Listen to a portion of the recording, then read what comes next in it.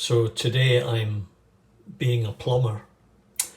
This toilet is an American Standard 4.8. It's been installed for just over a year. There's a 10-year warranty on the product. So I called American Standard because I purchased this from Home Depot and I had a plumber install the whole thing. In fact, two of them. And what's happened is here's the lid with the seal. The seal wasn't engaging properly on that ring there. So every time you flushed it, it would fill back up again, and then you'd walk away and sometime later you'd hear the water running, and you lift the lid and this was moving down, and it would go all the way down to the level of that ring. And it turns out when I spoke with American Standard, they said, oh, okay, we'll send you a new ring. So the ring came in this little package with the instructions.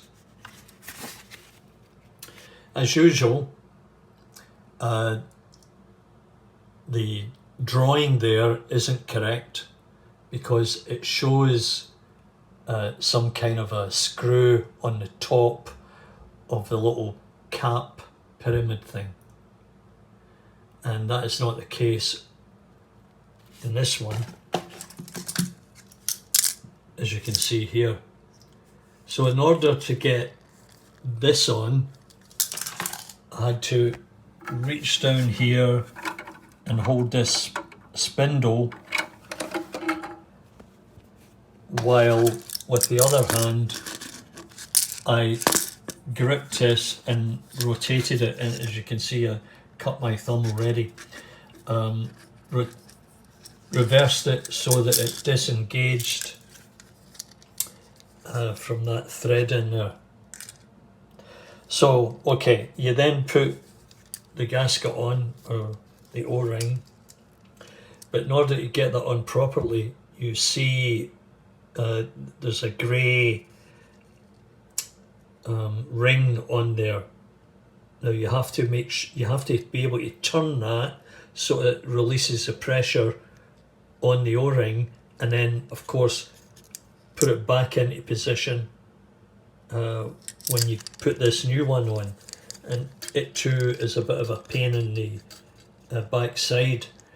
You see those little clips there, so you have to somehow get a hold of it and twist it into position. So it's now properly engaged. I had to fiddle around with it for a while, but it's now properly engaged. So next thing I've got to do is hook it back up. Okay, I got it back on again, and you can see the red tab there. It was easier getting my hand down in here underneath, holding on to the shaft while I rotated the cap. Okay, so the proof should be in the pudding, so I'm going to turn the water back on. And then this will fill up. Just take a couple of minutes. Okay, so it's filled back up, and I don't see any bubbles around the cap.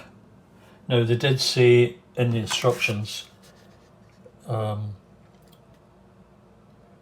reverse procedure, turn thumb screw until 2 clicks are felt.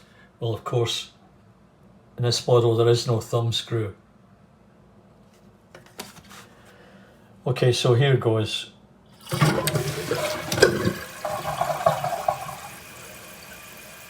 Well,